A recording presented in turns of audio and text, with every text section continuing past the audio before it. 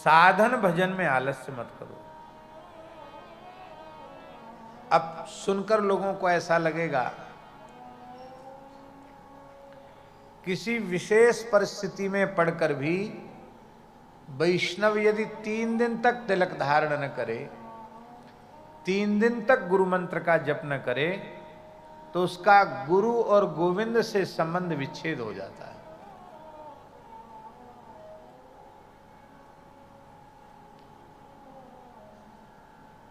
फिर उसका संबंध समाप्त, गुरु शिष्य का संबंध समाप्त, भगवत शरणागति का संबंध समाप्त।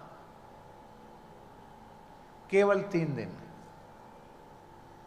इसलिए पूज्य गुरुदेव भक्तमाली जी कहते थे, वैष्णव मंत्र में न जातक सूतक लगता न मृतक सूतक लगता।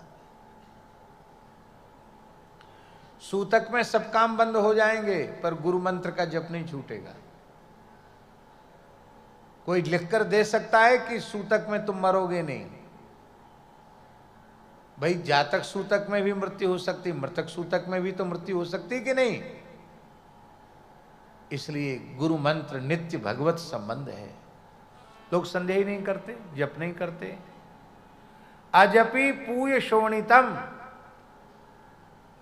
द्विजाति संध्योपासन न करे, गायत्री जप न करे, वैष्णव अपने मंत्र का जप न करे, साधु अपने गुरु मंत्र का जप न करे और खाने पीने लग जाए, तो लिखा है अजपि पूय शोणितम, बिना जप के खाता पीता है।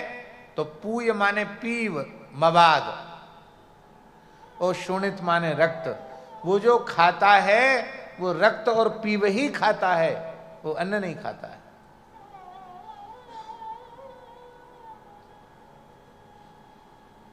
भोजन भले ही छूट जाए, विश्राम भले ही छूट जाए, पर अपना नियम न छूटे। ऐसा पक्का निश्चय कर लो तो कहीं घर छोड़ के जाने की जरूरत नहीं है, घर में ही काम हो जाएगा। लेकिन और सब काम खूब बढ़िया से करना है। हम लोगों को जो नियम बताते हैं 21 माला का, घड़ी देखकर आधा घंटे में पूरा नियम हो जाता है।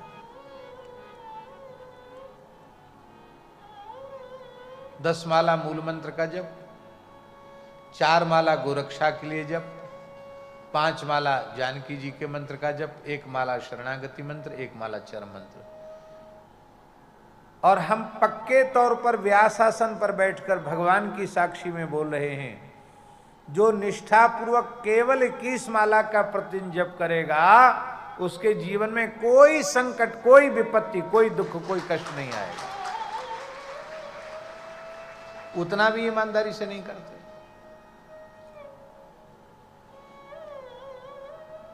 न तिलक है, न तुलसी है, न जिह्वा पर भगवान नाम है, बाजार में खाना है, इधर उधर स्वेच्छाचार में प्रवृत्त होना है।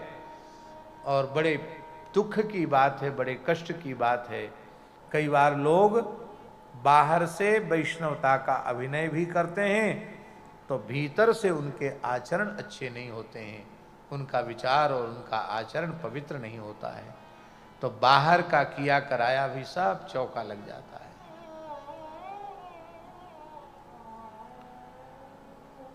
बाहर आपकी दुकान पर साइन बोर्ड लगा हो कि यहाँ भारतीय वेद लक्षणा देसी गाय का जड़खोर वाला बिलौना घी मिलता है, ऐसा लिखा हो साइन बोर्ड पर, और भीतर दुकान में डालडा हो, घासलेट हो, मिलावटी कृत्रिम घी हो,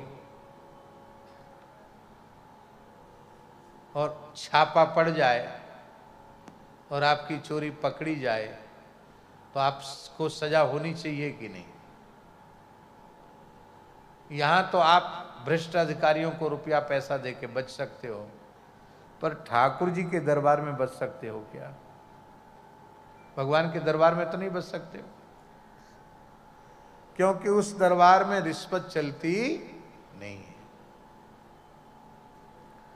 वहां विशेष गवाहों की भी जरूरत नहीं है।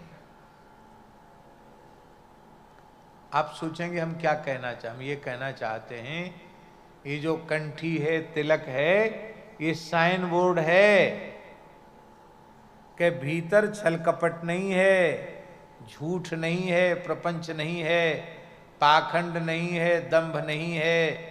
भीतर श्री सीताराम जी विराजे हैं, भीतर श्री श्यामा श्याम विराजे हैं, भीतर श्री लक्ष्मी नारायण विराजे हैं, भीतर परमात्मा विराजमान है।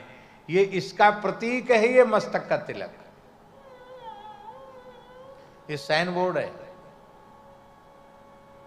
और गलत साइन बोर्ड लगाओगे, साइन बोर्ड तो है कि भीतर भगवान और भीतर पता नहीं क्या क्या खुरापात भरा हुआ है, तो भगवान के सामने नीचा देखना पड़ेगा। नाचें गावें चित्र बनावें,